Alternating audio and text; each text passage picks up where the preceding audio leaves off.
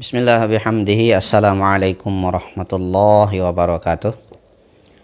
Alhamdulillah wassalatu wassalamu ala sayyidina Muhammad ibn Abdullah wa ala alihi wa sahbihi wa mawalah wa man tabi'ahum bi ihsanin ila yaumil qiyamah.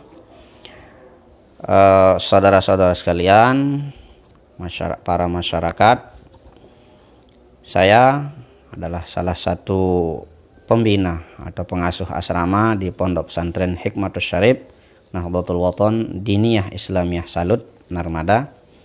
Nah, izinkan saya pada kesempatan ini untuk menyampaikan kegiatan atau sistem pembelajaran di Hikmatus Syarif.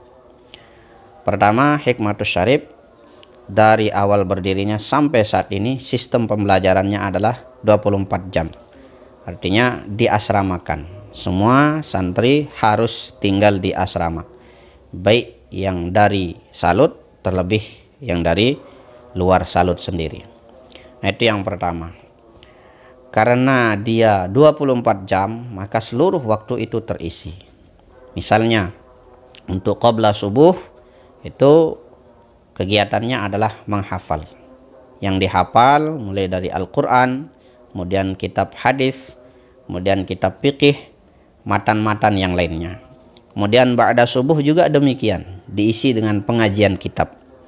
Untuk yang aliyah itu pengajian kitab setelah subuhnya adalah kitab Ta'limul Muta'allim dan kitab Tafsirul Jalalain bergantian selama setiap hari, kecuali liburnya di hari Jumat dan di hari Senin.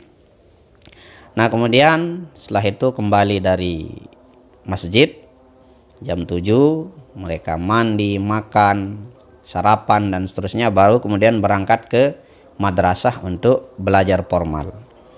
Nah, sebelum masuk kelas itu program kita atau kegiatannya adalah pertama membaca nazom-nazom. Setelah baca nazom-nazom baru kemudian sholat duha berjamaah. Setelah selesai sholat duha baru kemudian storytelling. Storytelling artinya para santri dan santriwati itu kita latih supaya mereka bisa bercerita. Ya, ceritanya tentu kisah para rasul, kisah para ulama, kisah para wali. Baru kemudian mereka masuk kelas seperti biasa. Nah, di kelas itu yang dipelajari bukan hanya materi umum, tetapi ada juga pembelajaran kitabnya. Nah, begitu waktu zuhur mereka sudah kembali ke asrama. Nah, baru kemudian setelah zuhur lagi mereka akan membaca nazom-nazom, kitab matan-matan. Nah, setelah itu mereka pengajian kitab lagi sampai jam 2. Baru kemudian mereka makan, ya, makan siang, istirahat sampai ada waktu asar. Nah, setelah asar, setelah membaca wirid khusus Nahdlatul Wathon, mereka kemudian mengikuti kajian. Nah, kitab yang dikaji setelah asar itu ya barang 10 menit adalah kitab Mukhtarul Ahadits. Baru setelah itu mereka masuk formal seperti biasa. Nah, sorenya ya mereka setelah mandi, makan 20 menit sebelum ada maghrib, mereka akan membaca kitab yang dikumpulkan oleh Maulana Syekh, kitab-kitab doa, yaitu Al-Ad'iyah wal Manzumah Ad-Diniyah, sampai ada waktu sholat maghrib. Nah, begitu selesai maghrib mereka ngaji kitab lagi. Ya, mereka ngaji kitab lagi. Misalnya kalau boleh saya rincikan, untuk malam Senin itu mereka sama-sama membaca kitab Hizib Nahdlatul Wathon. Malam Selasa mereka mengaji kitab fikih yaitu Nailur Roja. Kemudian malam Rabu mereka Asy-Syafa'atul Kubra bersama-sama para santri dan asatiz. Kemudian malam Kamis itu mereka mengkaji kitab Al-Adhkar An-Nawawiyah. Malam Jumatnya mereka membaca Barzanji atau wirid 7 atau wirid-wirid yang lain. Kemudian malam Sabtu mereka akan mengaji kitab Bidayatul Hidayah. Kemudian untuk malam Ahad mereka akan mengaji kitab Fathul Qorib. Itu untuk yang ba'da maghrib sampai ada waktu sholat isya. Nah, begitu selesai mengerjakan sholat isya ada beberapa kegiatan. Pertama, kegiatan mereka adalah berdiskusi. Berdiskusi sesama temannya. Nah, andai kata ada di antara mereka yang pendasaran kitabnya kurang, maka ba'da isya itu digunakan untuk memberikan mereka pendasaran-pendasaran kitab. Ya, misalnya jurumiyah dan sebagainya. Baru kemudian santri dan santriwati Hikmatus Syarif baris malam untuk evaluasi kegiatan harian itu pada jam 10 atau paling cepat jam 9, tergantung waktu sholat cepat atau tidaknya. Nah, di evaluasi ini sendiri, saudara-saudara sekalian, banyak kegiatan yang dilakukan selain untuk berdoa dan evaluasi. Pertama misalnya, mereka akan dilatih untuk berpidato dengan 4 bahasa, Arab, Inggris, Indonesia, dan Sasak. Kemudian juga evaluasi atau baris malam ini digunakan untuk latihan khutbah Idul Fitri, Idul Adha, atau khutbah Jumat. Juga digunakan untuk latihan bertakziah, bertakziah dan membaca talqin. Juga sebelum mereka tidur, mereka diberikan namanya tiket tidur atau karcis tidur berupa mufradat-mufradat. Artinya kalau mereka belum hafal, mereka tidak akan diberikan tidur.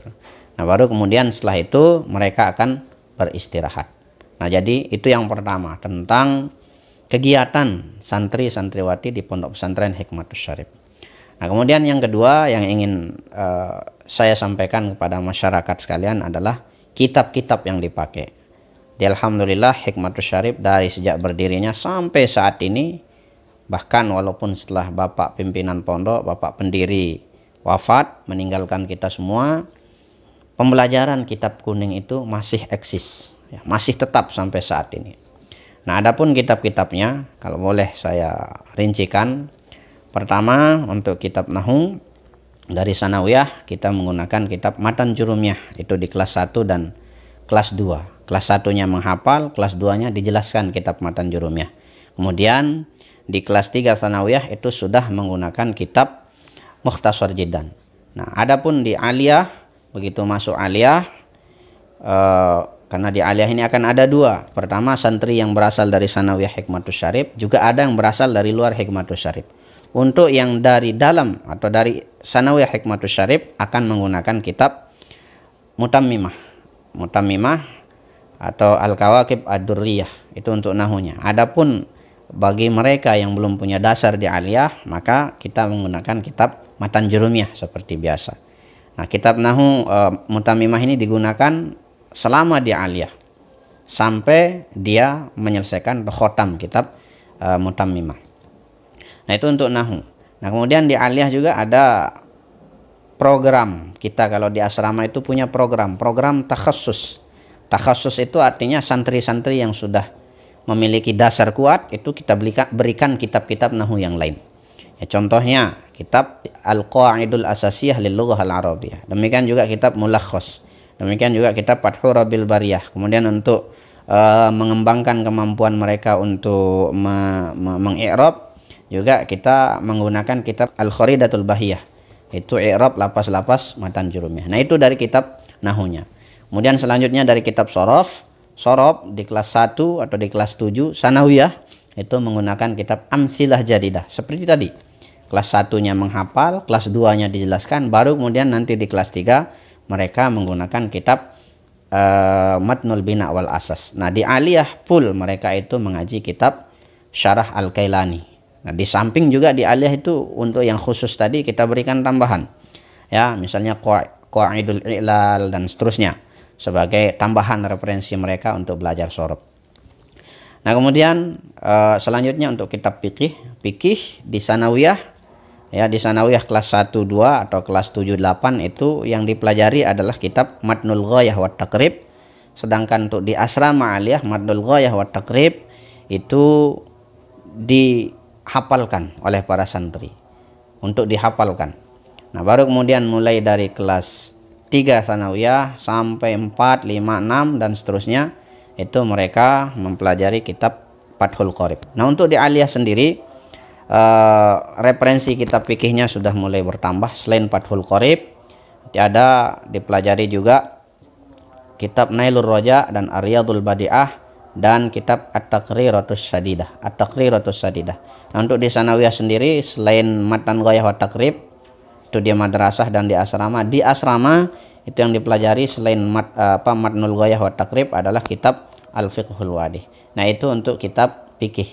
Nah, selanjutnya untuk kitab akhlak. Nah, tentu untuk dasar sekali kita berikan santri-santriwati sanawiyah itu kitab Al-Akhlaqul lil Banin wal Banat. Itu dipelajari selama dia sanawiyah. Nah, adapun ketika dia sudah naik ke aliyah, ya, di aliyah mereka sudah mengkaji kitab Ta'limul Muta'allim. Juga mereka mengkaji kitab Kifayatul Atqiya untuk di madrasah. Kemudian di asrama yang mereka kaji adalah kitab Bidayatul Hidayah. Itu untuk kitab akhlak. Nah, sedangkan untuk kitab tauhid di sanawiyah menggunakan kitabus Sa'adah, kemudian di aliyah itu menggunakan Al-Husunul Hamidiyah. Nah, kemudian selanjutnya untuk kitab tarikh yang digunakan di sanawiyah itu adalah Khulasah Nurul Yakin, sama juga dengan di aliyah tetap menggunakan kitab Khulasah Nurul Yakin. Untuk hadis yang digunakan di sanawiyah adalah Arba'in Nawawiyah, itu untuk dihafal di kelas 1, kemudian di kelas 2, 3 itu akan dijelaskan oleh para asatidz. Nah, kemudian untuk aliyah mereka menggunakan kitab Riyadhus Shalihin, juga termasuk kitab Al-Adhkar An-Nawawiyah. Nah, Riyadhus Shalihin ini di aliyah selain dipelajari, di asrama aliyah itu akan dihafal. Ada beberapa santri kita yang alhamdulillah sudah mulai menghafal kitab Riyadhus Shalihin. Nah, itu untuk kitab hadisnya. Adapun untuk kitab faraid di aliyah itu kita menggunakan kitab yang ditulis oleh Maulana Syekh, yaitu Nahdlatuz Zainiyah. Ya, pertama para santri harus menghafal nazam-nazam itu. Ya, harus menghafal nazam-nazam itu, baru kemudian setelah itu dijelaskan oleh para asatidz. Itu untuk yang usul fikih kita menggunakan mabadi awaliyah, kemudian usul tafsir baru kita menggunakan kitab Al-Qaulul Munir. Sedangkan untuk mustalahul hadis kita menggunakan kitab Minhatul Mughith. Dan itu semua diajarkan oleh para asatidz kita yang notabene-nya sebagian besar adalah alumni atau mutakharrij Ma'had Daril Quran wal Hadis Nahdlatul Watan Diniyah Islamiyah Pancor. Mudah-mudahan informasi ini bisa memberikan penjelasan dan pandangan kepada para masyarakat sekalian. Wallahul muwaffiq wal hadi ila sabilir rasyad. Wassalamualaikum warahmatullahi wabarakatuh.